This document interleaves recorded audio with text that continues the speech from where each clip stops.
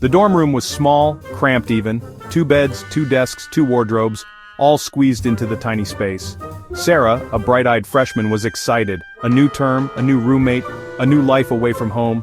Her roommate, Emily, was already there, unpacking boxes silently. Emily was different, pale with dark circles under her eyes. She barely spoke. Her movements were slow, deliberate, almost mechanical. A strange stillness clung to her, an unsettling aura that sent shivers down Sarah's spine. Sarah tried to make conversation, to break the ice. "Hi, Emily, I'm Sarah, your new roommate. Excited for the term?" she chirped, unpacking her own belongings. Emily just nodded, a ghost of a smile on her pale lips. Something wasn't right. Sarah couldn't shake off the feeling that something was off about Emily. A cold dread began to creep into her excitement, settling like a stone in her stomach.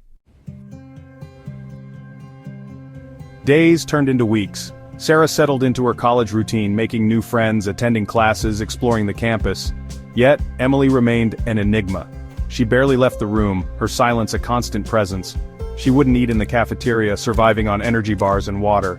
Her sleep schedule was erratic, awake at odd hours, staring blankly at the ceiling. Her only interaction was a curt nod or a murmured yes or no to Sarah's questions.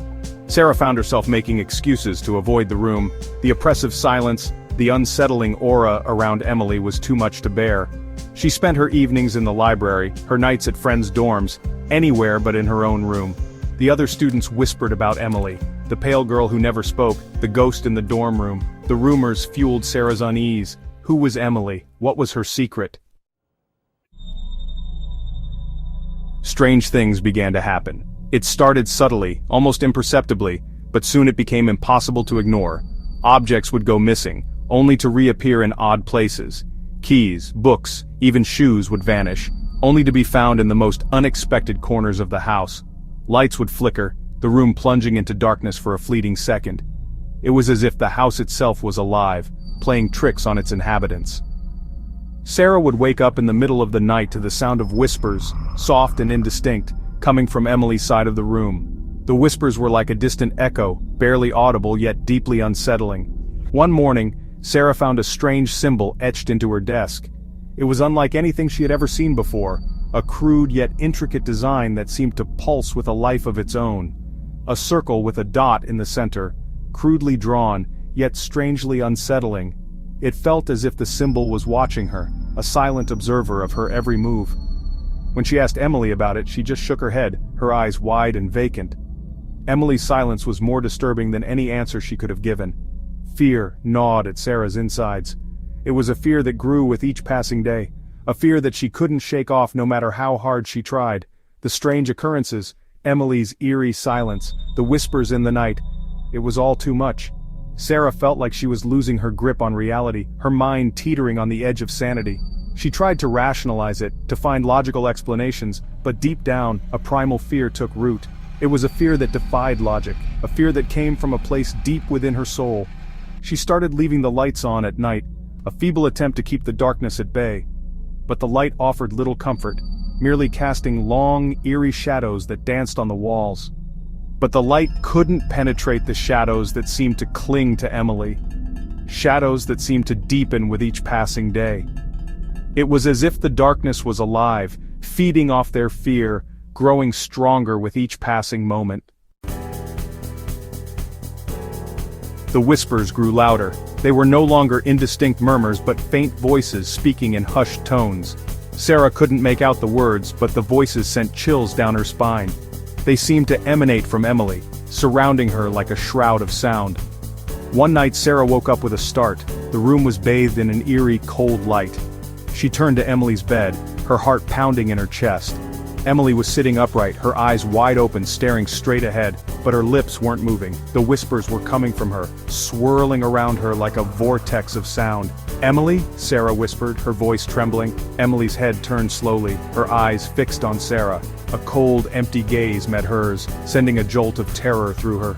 The whispers intensified, filling the room with their chilling symphony. Sarah, paralyzed with fear, could only watch as Emily's mouth opened in an unnatural, silent scream. The next morning, Emily was gone, vanished. Her bed was empty, her belongings untouched. The only evidence she was ever there was the lingering chill in the air and the faint scent of dust and decay.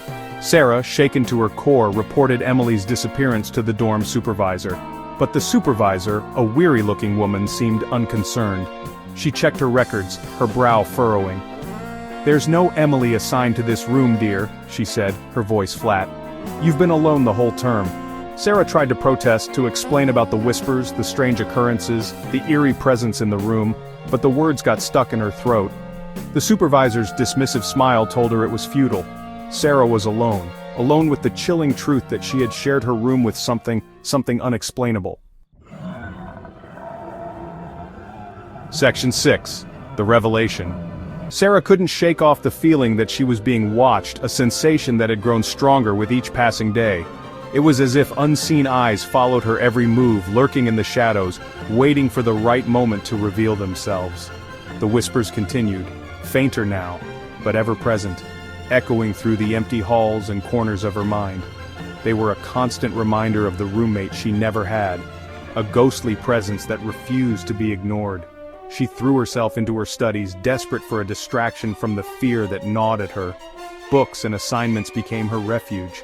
Late one night, while researching for a history assignment, she found herself drawn to the archives, searching for something she couldn't quite name.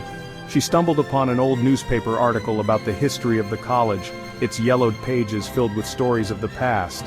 A small section caught her eye, a brief mention of a tragic event that had long been forgotten. It spoke of a fire that had ravaged the dorm building decades ago. Several students had perished in the flames, their lives cut short in a moment of chaos.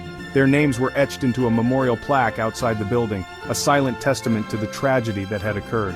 One name in particular stood out: Emily. The name seemed to leap off the plaque, demanding her attention. The accompanying photograph showed a young woman, pale and gaunt, with a haunting presence that seemed to transcend the years. She had dark circles under her eyes, as if she had been deprived of sleep for an eternity. Her lips were stretched into a faint, unsettling smile. It was Emily. The same Emily from her history book. The Emily from her history book. The one who had lived and died in the very dormitory Sarah now called home. The Emily who had died in the fire all those years ago, leaving behind a legacy of whispers and shadows. Section 7. The Empty Room. Sarah rushed back to the dorm, the article clutched in her hand. She had to see the memorial plaque to confirm her suspicions. As she approached the building, she noticed a group of students huddled together, their faces pale and drawn. "What happened?" Sarah asked, her voice barely a whisper. "There was an accident," a girl replied, her eyes wide with fear. "Someone fell from the roof. They say she jumped." A cold dread gripped Sarah's heart. She pushed through the crowd, her eyes searching frantically for the victim. And then she saw her.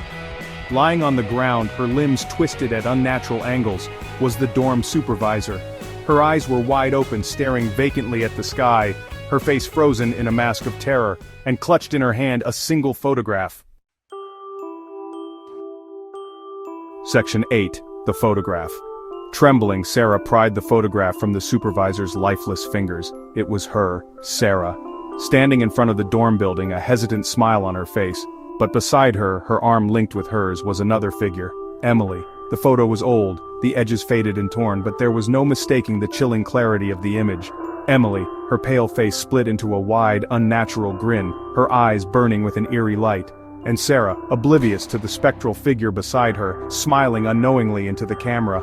A wave of nausea swept over Sarah. The whispers, the strange occurrences, the chilling truth of Emily's existence, it all came crashing down on her. Section 9. The Forgotten. This is a tale of shadows and whispers, of memories that refuse to fade away. Sarah stumbled back, her breath catching in her throat. The air around her seemed to thicken, making it hard to breathe. She looked up at the dorm building, her eyes drawn to the window of her room. It was as if an invisible force was pulling her gaze upward, compelling her to confront what lay within. A figure stood there, silhouetted against the dim light. Emily. The name echoed in Sarah's mind, bringing with it a flood of memories. Her lips moved, forming words Sarah couldn't hear. It was a silent plea, a desperate cry for recognition. But she knew what she was saying. "You forgot about me." The realization hit Sarah like a tidal wave, overwhelming her senses. The figure faded, disappearing into the shadows. yet the presence lingered, a haunting reminder of what once was. Sarah was left standing there, alone, the photograph clutched tightly in her hand. She understood now. Emily wasn't evil. She was just lonely, forgotten. The weight of this realization pressed heavily on her heart.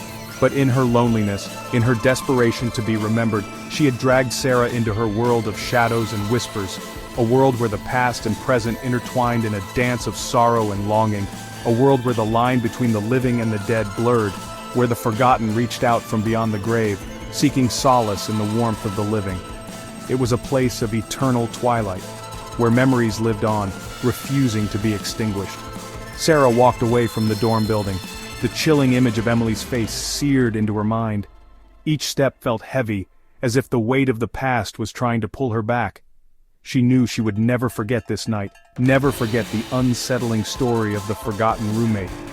It was a story that would haunt her dreams and linger in her thoughts. Because some stories, no matter how terrifying, are destined to be remembered, always. They become a part of us, shaping our fears and our hopes, reminding us of the thin veil that separates the known from the unknown.